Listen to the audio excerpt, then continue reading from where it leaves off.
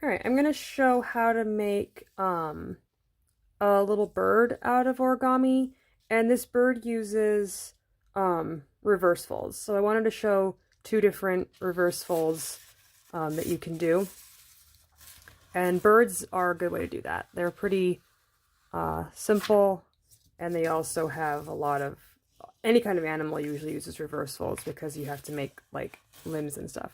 So to start this bird off, take your square, fold it corner to corner.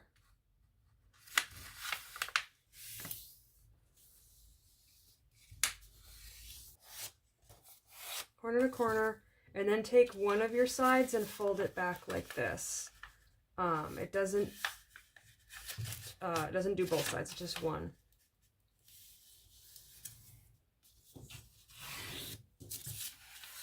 So you have one side that's like this, skinnier, and then the big triangle is still there.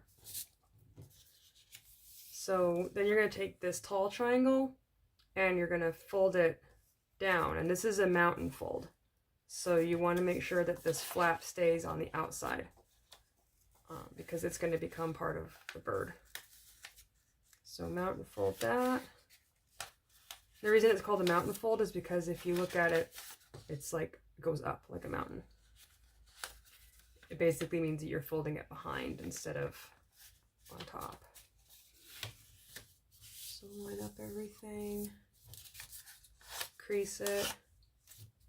So you have this little pocket flap thing.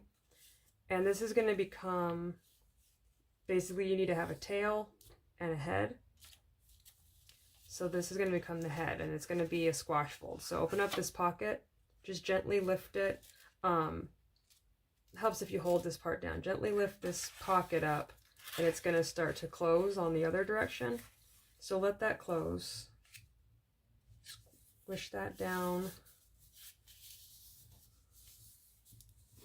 And then it makes this arrowhead or V shape. Now in this arrowhead you have 2 points. One of them is completely empty, and then one of them has this corner inside of it. So the corner side is going to be the front part of the bird where the head is, and the empty side is going to be the tail. You can also remember the head has this crease on it. So if you have kept your paper the same direction the whole time, you'll have this showing. That'll help you know which way's the head. So then we're going to create these 2 side points. Those are going to become the 2 wings. So you lift it up to the top of the head. Fold that triangle in half basically. And then same thing on the other side.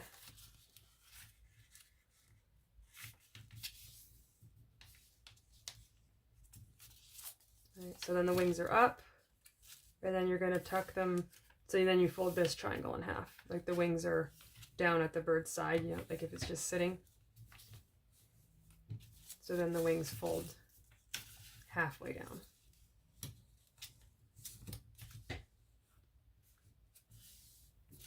All right, so then you've got the head, the tail, and the 2 wings.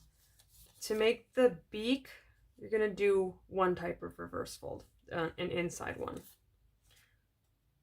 So you have this pocket, and you need to make the beak come in it.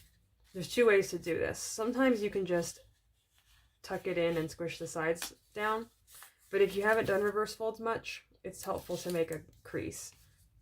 So bend this over so that the beak sticks out past the front of the neck. And then crease that down. I'm actually going to crease mine a little bit more. You can adjust it as you go. Once you have that crease made and you open up the front, you can see where the paper is already naturally folding, where you creased it. So you just push that down in between the 2 sides. And then that's the beak. And you see it looks the same from both sides. And then the tail is going to be an outside reverse fold. I usually lift the wings up out of the way. And I make a fold that's parallel to this edge. So it's going up at an angle. I'm going to make a fold right here. that same angle. So I have a parallelogram basically. You can also think of it as keeping this wing edge, just line it up to itself. So you still have that edge right here.